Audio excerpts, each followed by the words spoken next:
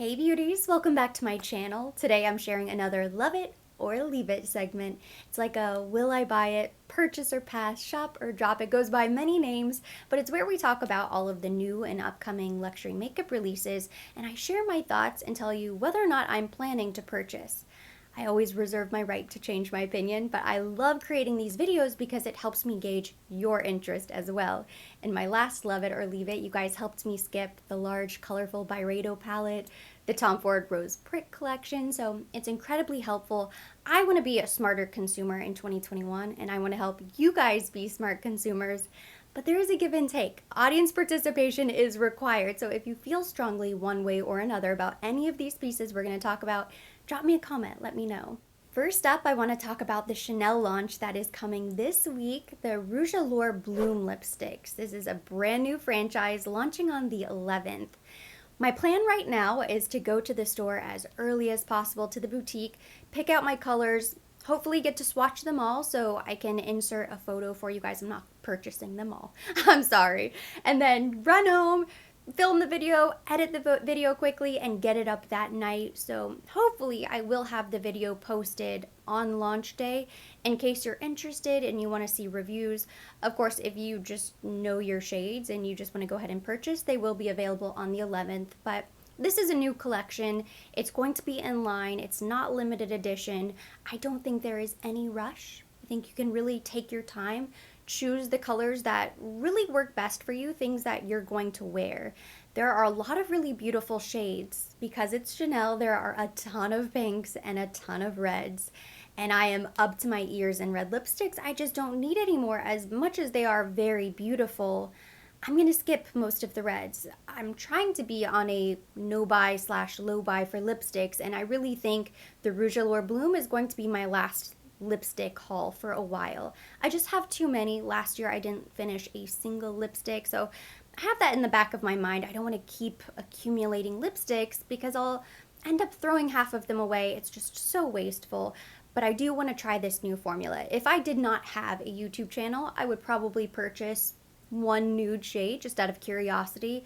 For you guys, I'm going to pick up a handful. That way I can test out the formula, share my honest opinion with you guys, and then you can do with that information what you will. I'm planning to purchase Dream, Chance, Blossom, and Season, and I might throw in a fifth lipstick whenever I get to the store.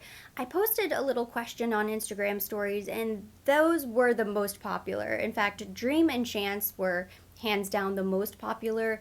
Blossom and Season are a bit brighter. I'm looking to throw in maybe a fuchsia. I don't have a large fuchsia lipstick collection for spring. That might be sort of fun. There weren't as many corals or orange lipsticks. I always like an orange during the summer. I didn't see that many. Based on the photos, it looks like the Rouge Coco Bloom lipsticks are similar packaging to the Rouge Coco Flash. They're a little bit slimmer. They have the clear top, so you can look on the top and see what color is inside. Instead of gold and black, they're going to be silver and black. And the texture is supposed to be a bit more opaque. From what I understand, they're hydrating. It's a creamy formula, not a matte finish. They have a bit of shine, but unlike the Rouge Coco Flash, which tend to go on a little bit more sheer, and of course you can build them up, these are just going to have a bit more pigment to them. And they're also supposed to be plumping. Now, I'm excited about that because I love that plumping, kind of minty, tingly menthol sensation. But I know Chanel. Chanel is always very subtle. So if Chanel says they're coming out with a plumping lipstick, I don't think it's going to be incredibly intense. I think it might just have a little hint of mint, and that's it. For the sneak peek photos, I'm using the Chic Profile official and Trend Mood Instagram pages. As always, I will link their pages down below. They're great resources so you can keep up with all of the latest beauty news. But according to Chic Profile official, this summer's Les Beige collection is going to include extended shades of the double-sided Le Rouge Duo Ultra Tenue longwear lipsticks. It is my all-time favorite lipstick formula. I love whenever they launch new shades, so this is very exciting. The shade in the photo almost looks like a bronzy metallic red. It looks really beautiful for summer. The names were escaping me, so I had to go grab my favorites. I use Timeless Beige almost every single day, just a beautiful everyday nude. I also really love Endless Pink. It's the perfect everyday pink. And then Intense Caramel is a bit deeper than Tender Beige or Timeless Beige. I think this is the perfect fall winter nude, or if you like a nude that is a bit deeper, this is beautiful. So I'm excited to see what else they come out with. We don't have any photos that show the new shade range, but especially with all of the mask wearing we're doing, these lipsticks are transfer resistant. Now, of course, if you rub, is it going to smear and smudge? Yes, of course. It is not permanent makeup, but it feels like it's semi-permanent because once it dries, you can kiss somebody, you can drink out of a glass, your lipstick isn't going to get all over the place, you can throw a mask on, it's not going to smear all over your face. So it does kind of make sense. I think this is the perfect COVID era lipstick. Moving on now from Chanel, here's another lipstick launch. I just saw this yesterday from Charlotte Tilbury, which is a brand that I started thinking about recently because in December they launched so many new products. I feel like they were constantly bombarding us with new pretty things, but then they kind of fell silent. And I haven't really heard much buzz surrounding Charlotte in a while, but they came out with this new lipstick in the shade Nude Romance. It looks really pretty. Rhinestones all over the tube and then a pretty heart design right there on the lipstick itself. The color looks really pretty. I have so many lipsticks. For me, this is an easy skip. Now, if you didn't already have a ton of nude lipsticks, maybe this would be interesting because the tube is really pretty. It looks pretty deep. It looks like a very deep nude, just like the Super Nude collection, those 3 nude lipsticks that she came out with, one of them being brick red. They were kind of dark, and I think this looks pretty dark as well. I am very interested in this next launch, and it scares me because we don't know the prices yet, but Hermes is coming out with 3 new lip balms. I believe they're lip balms, not lipsticks, and an entire line of blushes. There's a travel brush, a blush brush, and a little bag that carries all of them. I love this. I need this. I think this falls under the really special category. I'm not going to pick up all of the lipsticks and blushes, but I could see myself picking up at least 1 blush, 1 lip balm. I'm going to do my best to get my hands on both of those brushes and the little case. I just have to feel it in my hands. I want to see what it looks like in person and really see if it's worth the price tag, if it justifies the price, because their limited edition lipsticks they just launched, I believe, are maybe $72 each. I'd forgotten that the lipsticks are each $67, so it's definitely on the high end of pricey makeup. I'm hoping they're not too outrageous. They need to come back down to earth if they want people to buy their makeup. But the shade range looks stunning. The blushes all look so beautiful. I have no idea what shade I'm going to choose. It doesn't look like you can really go wrong. They're all really beautiful. The packaging looks stunning. I cannot wait for this. I saw on Chic Profile Official that I believe these are launching sometime in April. So you have a little time to save your money. I think that's kind of nice. At least we all know they're coming, and that way you can decide whether or not it's something you're going to attempt to purchase. I know the lipsticks sold out really quickly at first. Now they're back in stock. I think these blushes will probably sell out pretty quickly as well. Even though the price is outrageous, they just seem to sell. Maybe Rose Pommette or Rose Ombre, Rose Tan, I don't know. Do you have a favorite? If you have a favorite of these Hermes blushes, let me know down below. I mentioned the new limited edition Hermes lipsticks. I'm going to skip these. They are available at Saks. They didn't sell out as quickly as I thought they would. The shades all look really pretty and they have different colored packaging. I'm happy with my 2 Hermes lipsticks. I'm ready for something else. The blushes, I will splurge. A $70 lipstick, no thank you. I can walk away from this now. We have more lipstick launches. Carolina Herrera is coming out with liquid lipsticks, 20 shades. It looks like 10 velvet mattes and then 10 high gloss lipsticks. It's a vegan formula, non-sticky, and it looks like the caps are customizable. I'm getting this information from Hey It's Jacqueline. She started posting some beauty news as well on her Instagram page. So there's a little video where you can see all of the colors. I am not a huge liquid lipstick fan. Reading that they're not all matte does kind of pique my interest a little bit, so maybe I'll see what shades are available in the glossy lipstick. Because the tube looks really pretty, I'd like to at least try the formula. I haven't tested anything from the Carolina Herrera brand. So I'm sort of interested if you guys are, but if you're not really that interested, I could easily skip it. It would be the first thing I purchased from the brand, but again, I can kind of take it or leave it. Next, let's talk about the Natasha Denona Circo Loco eyeshadow palette. When I first started seeing photos of this, there was speculation of whether or not it was even real, but I guess it is legitimate. Somebody found it in Romania Sephora. Looks like it will be coming to the United States at some point. When I look at this palette, I kind of think Byredo 2.0. Even though they are very different, the Byredo is far more pastel. These shades are very intense, very bold. It's a big, colorful palette, and I'm not sure I would really get a ton of use out of it. I do think it's kind of interesting. And the shades she chose to put in this palette and the way they're laid out, it's kind of funky. I don't know, it's kind of bizarre. It attracts your interest. It looks like a really interesting mix of metallics and mattes. I just know myself, and I would regret purchasing this palette. I wouldn't get a ton of use out of it. I'm not sure I would get any use out of it, to be honest.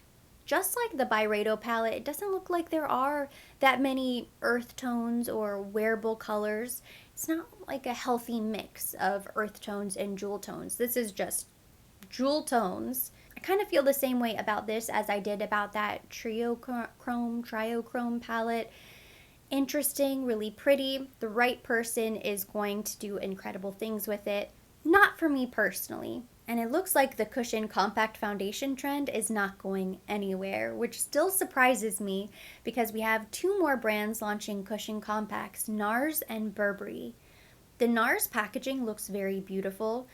I hope there are more shades than the shades shown, because that is a common complaint against cushion compact foundations, is that they don't give you the shade range. It's almost like 5 shades of pale beige and that's it. I think that's been the case for most of the cushion compacts that we've already seen launched, but it feels like every brand at this point has a cushion compact foundation. They've come before, they've left just as quickly. I guess the true test will be to see if these are still around next year, the following year.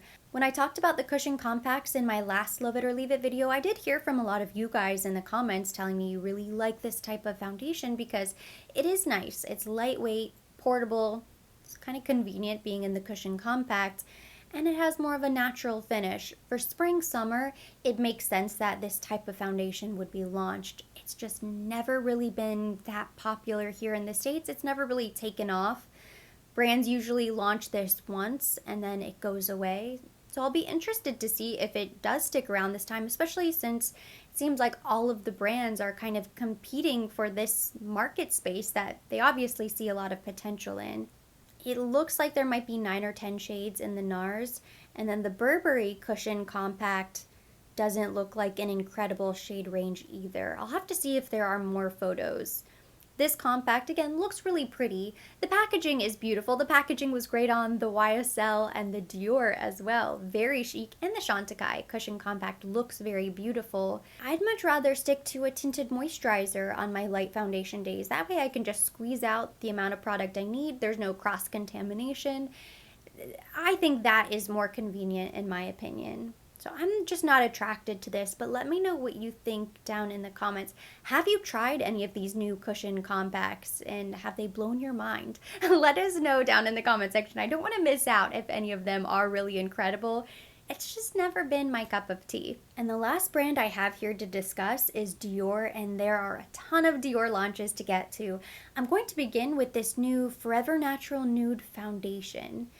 You guys have to let me know what you think about this because I'm usually open to trying new foundations. Dior has some of my favorite foundations of all time. My holy grail is Dior Air Flash, but there is just something about this that doesn't really interest me. 17 shades, it has a natural radiant finish. It's supposed to be 24-hour wear, lightweight, it has skincare benefits. But I don't know, I kind of feel like I am set right now in my foundations. I have foundations for every occasion that I love. I'm happy with all of the formulas. I don't feel like I need to add this to my collection right now. I'm open to trying it if it's something that interests you guys, so let me know what you think. I believe this is available now. It does interest me. I mean, the 24-hour wear sounds really nice, but a natural, lightweight foundation. I have enough tinted moisturizers to get me through spring, summer. I almost want to go through some of my current foundations first and then give this a try. It's not to say I would never try it, but I don't feel like I had to rush out and get it. It's not something that I ordered right away. I will order it if you guys are interested in seeing the review. Dior typically has great foundations. I kind of assume it's going to be really nice, but because I don't need it, I just didn't feel like I should go ahead and purchase, at least without consulting you first. I'm waiting on my Gucci lip liner order. The eyeliners arrived. I should be receiving my lip liners tomorrow, so that video will be coming this week, but Gucci released new lip liners, eyeliners. They're available everywhere now. I know they're at Sephora and Nordstrom. I jumped the gun and I ordered my lip liners directly from Bergdorf Goodman before they were even officially launched on the website. So processing and shipping took a few extra days, but I am catching up. So this week I will be sharing all of the newness from Gucci. Back to Dior, they also launched a new face powder. It's the new Dior Backstage Face and Body Powder. It's the Powder No Powder setting powder in 10 shades, and it's supposed to be translucent. I didn't buy this yet either. I love the fact that it's inspired by backstage of the fashion shows. You don't have the mirrors, it's just the clear packaging. I think this is a line that's created for their makeup artists. That's really nice. It has a lower price point. It's not as luxurious as the regular Dior makeup. Maybe that's why I'm just not that interested. When I think about setting powders, I'm so happy with my Gucci setting powder with the really luxurious packaging. I would much rather have that powder than this Dior Backstage powder, which looks like something that you could pick up at the drugstore. It just does. The clear plastic, no mirror. If it didn't say Dior and if it didn't have the Dior logo embossed on the powder, I think this would look kind of cheap. We also have a new face mist from Dior. This is the Dior Forever Perfect Fix Set, Refresh, and Hydrate. It's a triple action face mist. If I were going to get a setting spray from Dior, I would get the airbrush setting spray that goes with Dior Air Flash over this one, because that one has a little luminosity to it, and I think it probably pairs really nicely with that foundation. This looks a bit like the YSL setting spray, or maybe even the Charlotte Tilbury setting spray. It's almost like they wanted to add something else for the customer to buy. And it kind of goes with that backstage packaging. Looks a little bit cheaper. It looks very unnecessary. We still have to talk about their entire spring collection, which is pretty big and impressive. And it looks very beautiful, but I'm gonna need your help with this one, definitely. So the two highlighters that they're coming out with, it looks like a light pink and a peach. This reminds me so much of the shades they came out with last year, with the rosy vibes and peach vibes, whatever it was. I finished that pink highlighter, by the way. I finally had to trash it. It had crumbled into a million little pieces, and finally I had to just get rid of it, but I used most of it. I hit pan and I worked my way all the way around. It is very rare that I finish a highlighter, and it's only been about a year. So I'm impressed. I'm happy I finished that highlighter. I don't feel the need to replace it, especially since I picked up that Dior Backstage highlighting palette, which I love. I don't really love the look of the Dior Glow Balms. Looks too similar to the Balm Essential from Chanel, which I rarely ever use, but I'm very happy with. So I'll stick to my Chanel balms. I don't need a balm from every brand. The lip glosses look really pretty. The lipsticks look really nice. I'm thinking about getting, I'll have to see these eyeliners in person. I'm thinking about getting maybe 2 maximizers and the 2 eyeshadow palettes. I'm even sort of on the fence about these eyeshadow palettes because I've seen different swatches. They look very pretty. This swirl marbled effect is really cool. In some photos I've seen them swatched, they look really nice, and then I've seen other swatch photos where they look terrible. This makes me very nervous because $63 is quite a bit of money. I don't necessarily want to flush it down the toilet, but I don't know what to do, whether I should wait for other reviews or just go ahead and pick up both. They also look kind of similar. Like, there's not a huge difference between both of these palettes. They're earth tones. Now we also have a sneak peek of the fall collection. This is probably one of the reasons I have a little bit of doubt about spring, and it's because they look really beautiful. Now these eyeshadow palettes look incredible, inspired by birds and feathers. Very bold jewel tones, but they look pretty flattering. These I'm really interested in.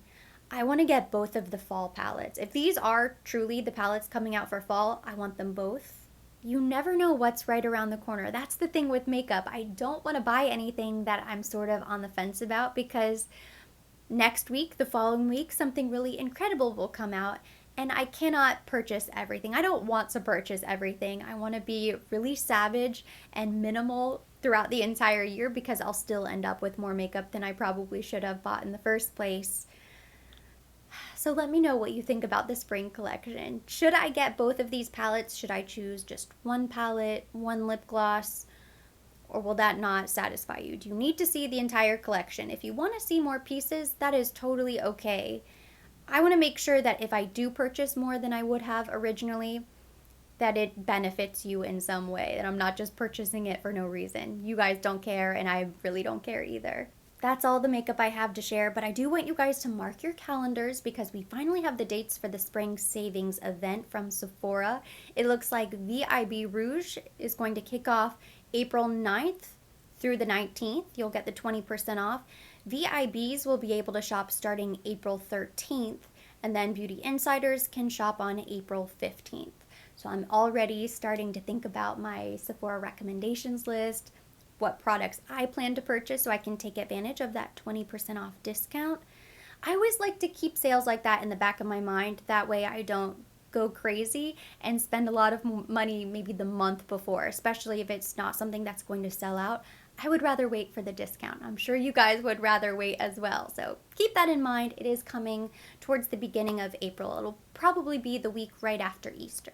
That completes today's video. Thank you so much for watching. Hopefully you enjoyed it. If you did, give it a thumbs up. Leave me your comments, questions down below. As always, I will be linking everything mentioned. Everything on my face will be down in the description box for your convenience. And for more videos like this, don't forget to subscribe and hit the notification bell.